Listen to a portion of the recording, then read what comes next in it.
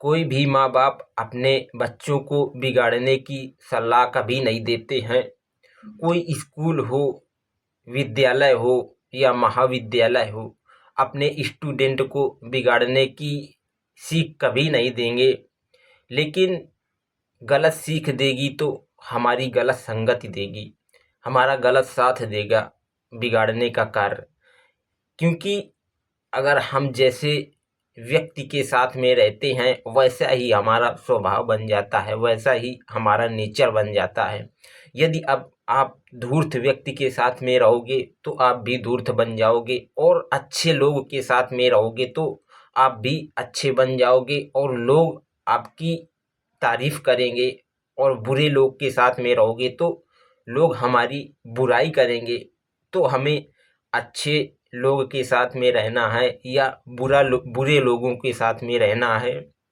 क्योंकि सभी लोग कहते हैं कि धन बांटने से धन हमारा घटता है। सच तो यही है कि धन बांटने से धन घटता है, लेकिन हम दो हाथों से धन बांटते हैं। लेकिन भगवान जब हमें देता है तो भगवान हमें हजारों हाथों से धन देता है, दान करता है। क्योंकि यदि अगर हम किसी को दान देंगे, धन देंगे, तो हमारे घर में अधिक धन और आएगा। सभी लोग कहते हैं कि कोई भी वस्तु किसी को देने से हमारे पास सामग्री घटती है, वो वस्तु घटती है।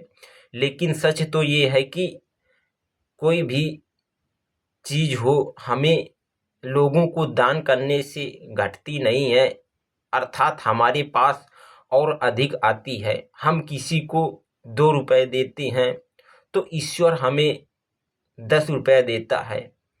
क्योंकि ईश्वर के बहुत सारे हाथ हैं, हम अपने 2 हाथों से देते हैं और ईश्वर हमें सैकड़ों हाथों से देता है। इसीलिए हमें लोगों को दान करना चाहिए, और दान करने से कभी भी घटता नहीं है। कोई भी वस्तु हो या और अन्य चीज हो, ये तो हमारा भ्रम है कि चीज किसी को देने से हमारे पास चीज घटती है।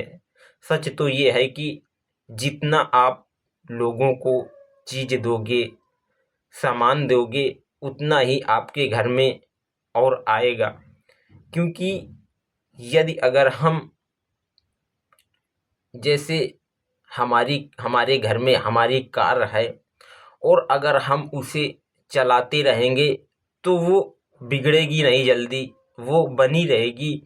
क्योंकि जिस चीज का आवागमन ज़्यादा होता है वो चीज अधिक चलती है। और जैसे आप साइकिल चलाते हो, साइकिल को आप चलाते रहोगे तो उसके टायर ट्यूब अच्छे रहेंगे और वो अच्छी चलेगी। और यदि अगर उसे खड़ी ही करे रहोगे तो वो बहुत जल्द बिगड़ जाएगी। क्योंकि उससे कोई कार्य नहीं लिया जाता है, वो बस एक जगह खड़ी ही रहती है। और उसे यदि अगर हम चलाएंगे तो वो अच्छी रहेगी, और हम उसकी देख रेख अच्छी तरह से करेंगे, उसकी परवरिश करेंगे। जैसे किसी व्यक्ति को भोजन ना दिया जाए तो वो व्यक्ति कार्य नहीं कर सकता है। और जैसे गाड़ी है, उसमें अगर पेट्रोल नहीं डाला जाएगा तो वो नहीं चल पाएगी, वो बंद ही रहेगी, वो कभी नहीं चल पाएगी। जब उसमें पेट्रोल डाला जाएगा तभी वो चल पाएगी। जैसे हमारा सौर ऊर्जा होता है, उसे यदि अगर धूप मिलेगी तो उसमें करंट आएगा, बल्ब जलेगा। और अगर उसमें धूप ही नहीं आई तो वो मरे हुए जैसा रहेगा, उसमें कुछ कार्य हम नहीं कर सकते हैं। इसी तरह से हमें किसी भी चीज को इकट्ठा करने से पहले उसका आवागमन करना चाहिए। क्योंकि धन धन यदि अगर लक्ष्मी हमारे पास आती है तो हम दूसरों को पहुंचाते हैं, तभी हमारे पास अधिक आती है। क्योंकि लक्ष्मी कभी भी एक लोग के पास में नहीं रुकती है। लक्ष्मी के हाथ पैर हजारों होते हैं, आज हमारे पास है तो कल दूसरे के पास है और परसों के दिन और दूसरे के पास है। वो न जाने किस किस व्यक्ति के साथ पास में घूम आए, उसका कोई अता पता नहीं है।